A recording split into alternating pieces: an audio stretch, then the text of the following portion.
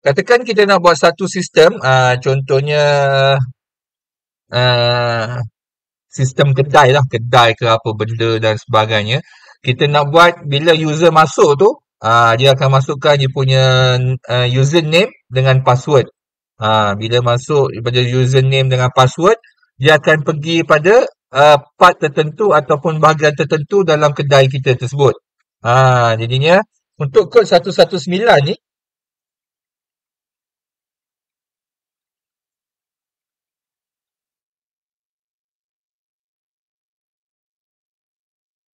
okay, kod 119 ni kita akan print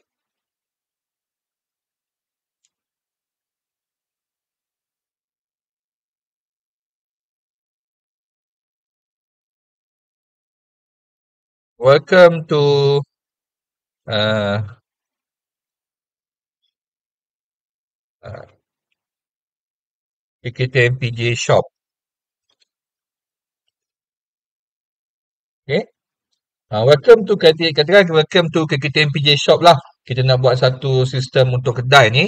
Dan jadinya user akan masukkan dia punya username dengan password. Dan kita dah set lah. Kalau yang contohnya kita nak masukkan staff. Kan kita buatkan staff, student dengan guest. Okay, kalau staff punya dia masuk je, dia akan keluar ke ruangan tertentu, barang-barang untuk staff dan sebagainya. Kalau untuk student, barang-barang untuk student. Kalau untuk guest, kita akan jual barang-barang untuk guest saja. Jadi dia eksklusif untuk uh, golongan-golongan yang kita dah set. Jadi user kena masukkan dia punya username dengan password. Kita kena buat satu program di mana user akan masukkan dia punya username dan password.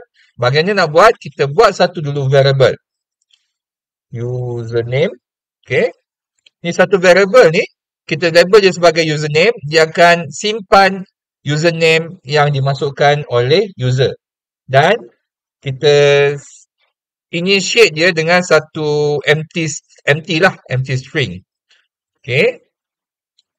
And then kita gunakan while loop, while not username. Okay. While not username, dan kita minta user masukkan dia punya username. Kita gunakan input.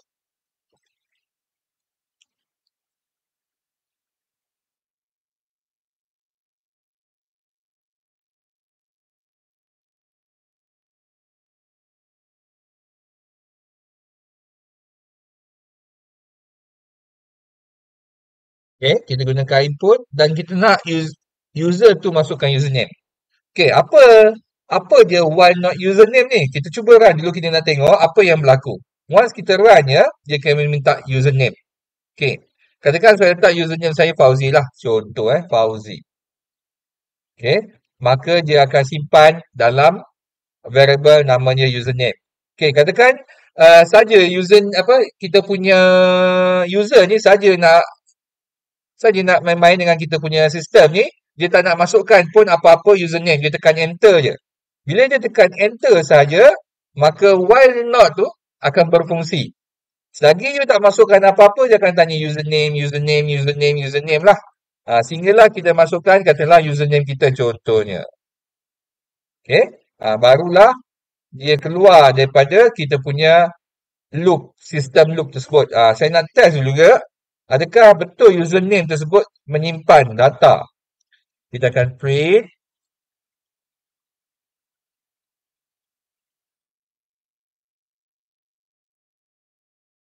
Okay, katakan saya letak Fauzi, dia simpan tak? Okay, dia simpan lah. Bila kita print, dia simpan Fauzi tersebut. Jadinya betul lah, dia simpan. Okay, bila dia dah masukkan username, dia nak masukkan password pula. Okay, password. Okay, kita assign dia sebagai empty dulu. Lepas tu kita gunakan benda yang sama kita buat dekat username. Supaya user masukkan dia punya password. While not password. Okay. Dan kita nak user masukkan dia punya password.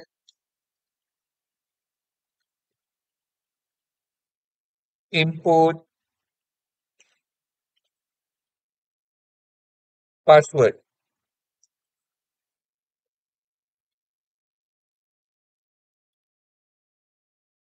Okay.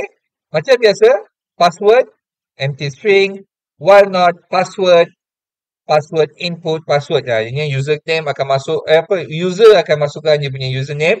Contohnya Fauzi. Okay. Dan kita akan minta password. Jadi bila user katalah tak ingat ataupun malas nak masukkan password dia tekan enter, maka dia akan keluar macam tu lah. While not tu akan berfungsi sehinggalah user tersebut ataupun saya masukkan password contohnya 1234, okay, baru dia keluar daripada kita punya sistem. Okay, dia keluar daripada kita punya sistem.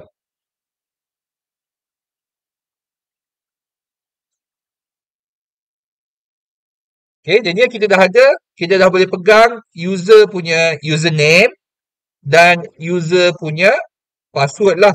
Kita pegang dua-dua sekali.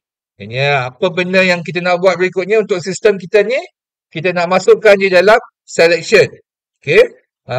Sekiranya dia masukkan username tertentu, contohnya staff masukkan username staff dan password dia akan pergi ruangan jualan barang untuk staff. Jika student yang masukkan dia punya username dengan password dia akan masuk kawasan area student. Jika guest, dia akan masuk dalam area guest. Okay, maka kita nak buat dia punya structure dia. If username. Okay, ni kita akan set lah. Kita nak username dia apa. Dan kita akan gunakan boolean. And password. Okay, equal to apa. Maka kita akan print. Contohnya dalam case ni, kita nak masuk print, kita tulislah welcome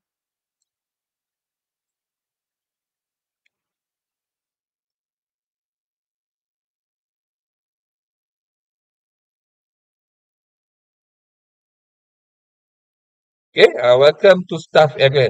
Maka username ni contohnya lah, saya letak staff je lah senang. Staff. Okay, password dia staff 1234. Contoh. Staff 1234. Okay. Dah siap lah untuk structure yang awal lah. Ni structure awal. Kita nak buat berikutnya structure. Kita test dululah. Betul ke tidak dia jadi ni.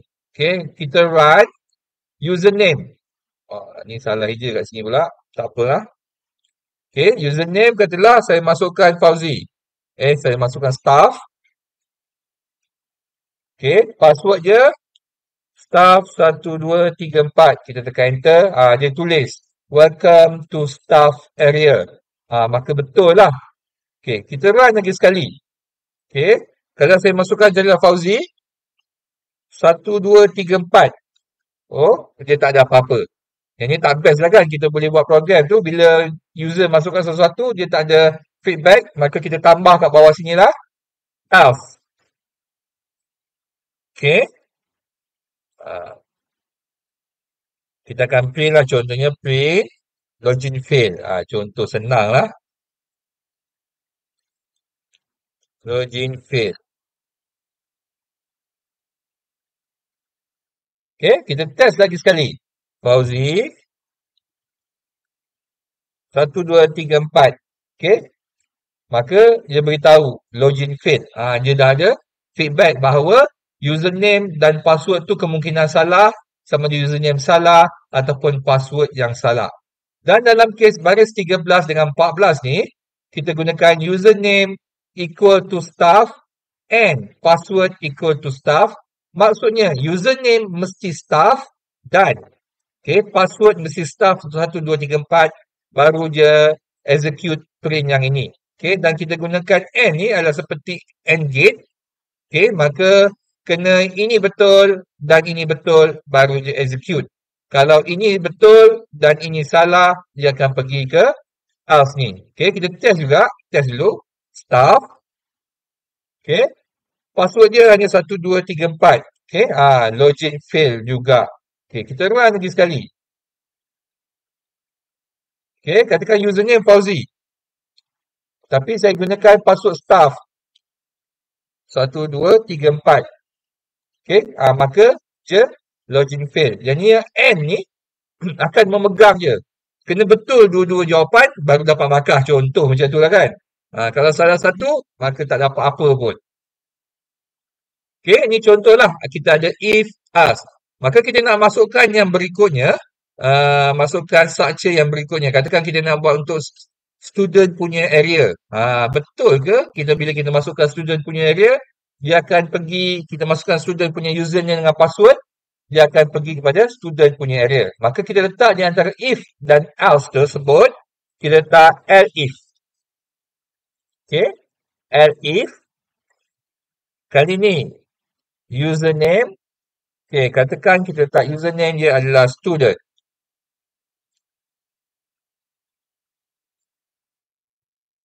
And password. Okay, dan dia punya password adalah student 1234. Okay, 1234. Okay, dan kita nak print dia. Kita akan print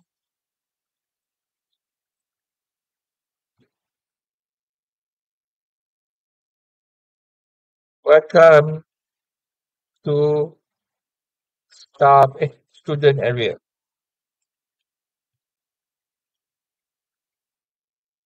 Okay, dah buat ni, sama je lebih kurang atas. Cuma kali ni dia gunakan elif lah. Sekiranya bukan staff, dia akan check adakah student, elif. Okay, kita run je. Username.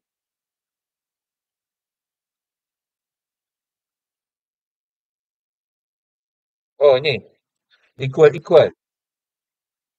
Okay, tertinggal lagi satu. Run ya. Username student. Okay, password dia adalah student 1234. Maka dia akan tulis welcome to student area. Okay, katakan kita balik semula test student. Tapi dia gunakan password apa? Password staff contohnya. Staff 1234. Kita run dia, maka dia akan login fail.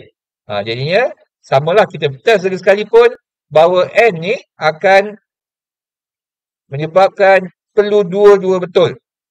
Okay. Dan kita nak check lagi satu situasi di mana elif, katalah kita ada username untuk guest. Okay, sama dengan guest. G-U-E-S-T. Okay. Cuma kali ni, kita tak gunakan N, kita gunakan O.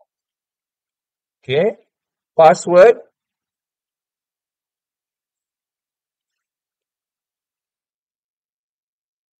Guest 1234. Okay. Dan kita nak print